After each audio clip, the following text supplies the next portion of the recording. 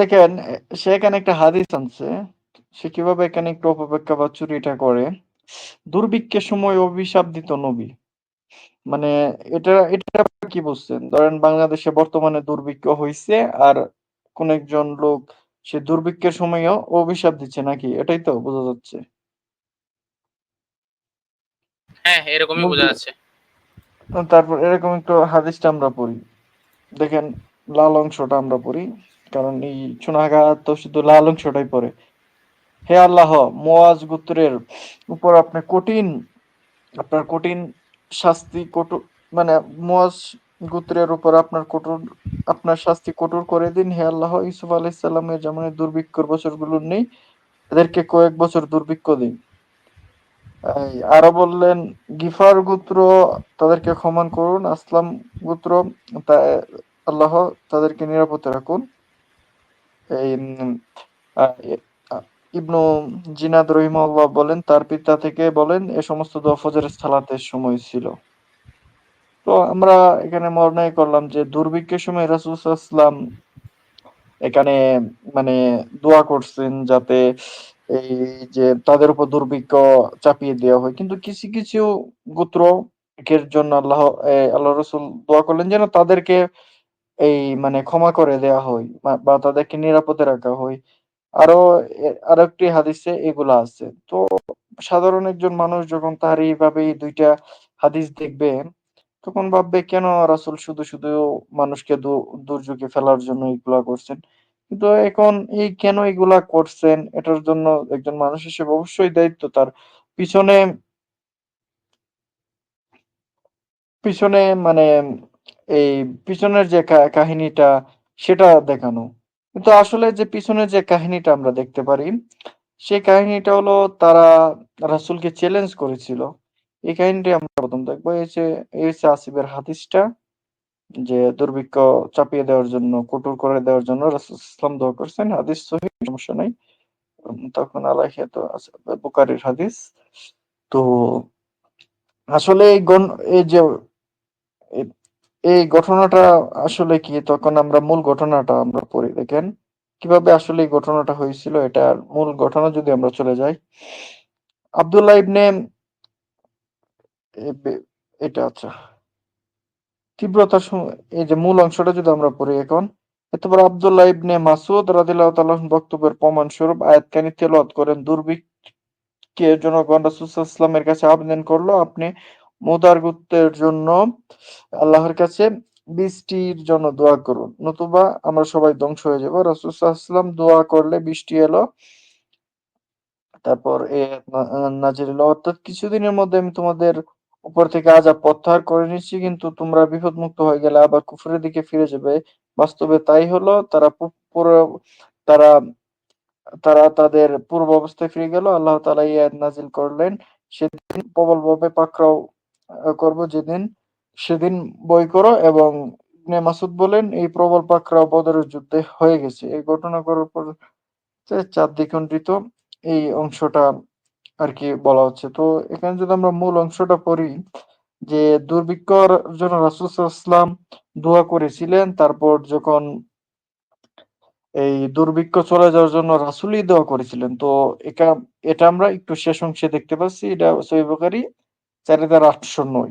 তো দুর্ভিক্ষ চলে যাওয়ার জন্য রাসূল দোয়া করছেন। তো প্রথমবার কেন উনি দুর্ভিক্ষের জন্য এই দোয়া করেছিলেন, তাহলে এটা দেখি। প্রথমবার কেন এই দুর্ভিক্ষের জন্য যে দোয়া করছেন, এটা আপনারা পাবেন নবীদের কাহিনী ২৫ অধ্যায়ে রাসূল সাল্লাল্লাহু আলাইহি ওয়াসাল্লাম এর মাক্কী জীবনী, এই রাসূলুল্লাহ গালিব স্যারের বইয়ে।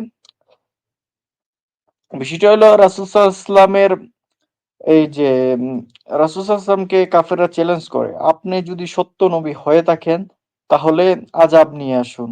দেখুন আমরা এই ঘটনাটা পড়ি। এই দেখেন কাফেররা চ্যালেঞ্জ করে, সত্য নবী হলে তাকে অমান্য করার গজব নাজিল হয় না কেন, বলে যুক্তি প্রদর্শন। নজর বিন হারিস প্রমুখ কুরাইশ নেতারা মুসলিমদের সম্মুখে নিজেদের লোকদের সম্মুখে জুড়ে সুরে কথা প্রচার করে, যদি মোহাম্মদ সত্য নবী হতেন সাল্লাল্লাহু আলাইহি সাল্লাম, আনিত কোরআন সত্য কিতাব হতো, তাহলে অমান্য করার উপর তাদের উপর লুতের কওমের মতো গজব নাজিল হতো। কেননা কেন বশত তাদের এসব কথা দ্বারা দুর্বল মন আরো দুর্বল হয়ে যেত, তারা ইসলাম কবুল হতে পিছিয়ে যেত। এই দাবির জবাবে আল্লাহ বলেন, ফিকুম ওয়া আনতালি, এটা পড়া যাচ্ছে না, খুবই ছোট। আর স্মরণ করো যখন তারা প্রার্থনা করেছিল, যে ব্যক্তি মোহাম্মদ সাল্লাল্লাহু আলাইহি ওয়াসাল্লাম সত্য নবী হয়ে থাকে তোমার পক্ষ হতে, তাহলে তুমি আকাশ থেকে প্রস্তর বর্ষণ করো এবং আমাদের যন্ত্রণাদায়ক শাস্তি দাও। অথচ কু- অথচ আল্লাহ তাদের উপর কখনো স্বস্তি নাজিল করবেন না যতক্ষণ মোহাম্মদ সাল্লাল্লাহু আলাইহি ওয়াসাল্লাম তাদের মধ্যে অবস্থান করবেন, আর আল্লাহ শাস্তি দিবেন না যতক্ষণ না মক্কাল মুসলিমরা ক্ষমা প্রার্থনা করবে। তো এই আয়াতটা দিয়ে সাজ্জাদ ভাই কি বুঝতে পারলেন? যে এখানে তাদের একটা চ্যালেঞ্জ করা হয়েছে। তো চ্যালেঞ্জে যদি রাসূল সাল্লাল্লাহু আলাইহি ওয়াসাল্লাম গ্রহণ না করতেন, হ্যাঁ, তাহলে তো এখানে প্রমাণিত যে রাসূল সাল্লাল্লাহু আলাইহি ওয়াসাল্লাম সত্য নবী না, এবং যারা নতুন মুসলিম তাদের মধ্যে বিভ্রান্ত করতেন। যেমন আজকে চুনাহাগা আসিফরা করে যে, এই আসো, একে চ্যালেঞ্জ, ওকে চ্যালেঞ্জ। বুঝতে পারছেন না সাজ্জাদ ভাই? তো রাসূল সাল্লাল্লাহু আলাইহি ওয়াসাল্লাম যদি চ্যালেঞ্জটা গ্রহণ না করতেন, তাহলে তো নব মুসলিম এবং অন্যান্য যে মানুষ আছে তাদেরকে বিভ্রান্ত করত। তাদেরই কারণে, যেমন পূর্বের ঘটনায় যেমন কোরআনে বর্ণিত আছে, লূত, সামুদ, আদ, তাদেরকে আল্লাহর নবীদের কর্তা না মানার কারণে ধ্বংস করা হয়েছিল। তো এটা একটা লজিক্যাল একটা প্রশ্ন ছিল কাফেরদের। তো মুহাম্মদ সাল্লাল্লাহু আলাইহি ওয়াসাল্লামের কথা তারা মানছে না, তো তাদের উপর কেন আযাব আসবে না? তো এই কারণে তাদের চ্যালেঞ্জ গ্রহণ করেছিলেন রাসূল সাল্লাল্লাহু আলাইহি ওয়াসাল্লাম, এবং এই কারণেই আল্লাহ আযাব দিয়েছিলেন। তারপর এই আযাবের পরবর্তীতে রাসূল সাল্লাল্লাহু আলাইহি ওয়াসাল্লাম নিজে দোয়া করছেন এবং তাদেরকে এই আযাব থেকে মুক্ত করলেন। তো এই যে চুনাহাগা আসিফ, এই কাহিনীটা আপনাদেরকে দেখাবে না, না দেখিয়ে, দেখছো, এই দেখছো তোমাদের ইসলামের নবী কত খারাপ, কি করছে, যে এই কাফেরদের জন্য এই যে শাস্তির জন্য, আল্লাহর আযাবের জন্য উনি দোয়া করতেন। তো ওই বিষয়টা আপনারা আরো বিস্তারিত পড়তে পারেন, এটা তো লিঙ্ক দেওয়া যাবে না। এটা সূরা আনফালে, সিরাত ইবনে হিশাম, আর রাহিকুল মাকতুম, মুসনাদ আহমদ, মিশকাত, ফিতনা সমূহের অধ্যায়, মানে সবগুলাতে রেফারেন্সটা আপনারা স্ক্রিনশট দিয়ে নিয়ে পড়ে নিতে পারেন সূরা আনফাল। তো বিষয়টা আরো বিস্তারিত অনেকগুলা রেফারেন্স দিয়ে এই জমা করা আছে। তো বিষয়টা আশা করি দর্শকরা বুঝতে পারছেন যে চুনাহাগা আসিফ কিভাবে বাটপারিটা করে। চুনা মানে বাটপার, হ্যাঁ ভাই, এটা তো বলা লাগে নাকি? আচ্ছা আচ্ছা, নবী প্রমাণের কি দরকার মানুষের, কি লেখছে এটা, বাঁচি তো আগে, নবীর প্রমাণের কি দরকার মানুষ বাঁচে। ভাই, নবীকে চ্যালেঞ্জ করলো যে কাফেররা, যে কি, আপনি সত্য নবী হয়ে থাকলে আমার উপর কেন আযাব আসছে না? অতীতে তো নবীদের কথা না শুনলে আযাব আসতো, তো উনি তো বাঁচাইছেন, পরে কে বাঁচাইছে? পরে তো রাসূল সাল্লাল্লাহু আলাইহি ওয়াসাল্লামই দোয়া করছেন। এই যে হাদিসটা কি আপনি দেখেন নাই?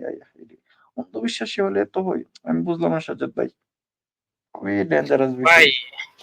ওই যে একজন ভাই কমেন্ট সুনা মানে মানে একদম খাপে খাপ মিলে গেছে কমেন্টটা। এই যে সহিহ বুখারীতে আছে হাদিসটা, মুত্তাফাকুন আলাইহির হাদিস, সূরা দোকানের 10 নম্বর আয়াতের তাফসীরটা একটু পড়েন না। তো মানে আসিফের কথা শুনেন, মানে কি বলবো, শুনেন, একটু চেক কইরেন কি বলে আসিফে, চেক করতে তো সমস্যা নাই। না ভাই, নাস্তিকতার প্রতি ইমানটা একটু দুর্বল হইলো সমস্যা কি? ইমান দুর্বল হলে তো সমস্যা নাই, নাস্তিকতা তো ঠিকই থাকে। যে যত যে যত শিক্ষিত, তাই কি লেখছে ভাই এটা, সে জাতি তত নাস্তিক। ও, যে জাতি যত শিক্ষিত সে জাতি তত নাস্তিক। বুঝতে পারছেন আর সাজ্জাদ ওরে ভাই?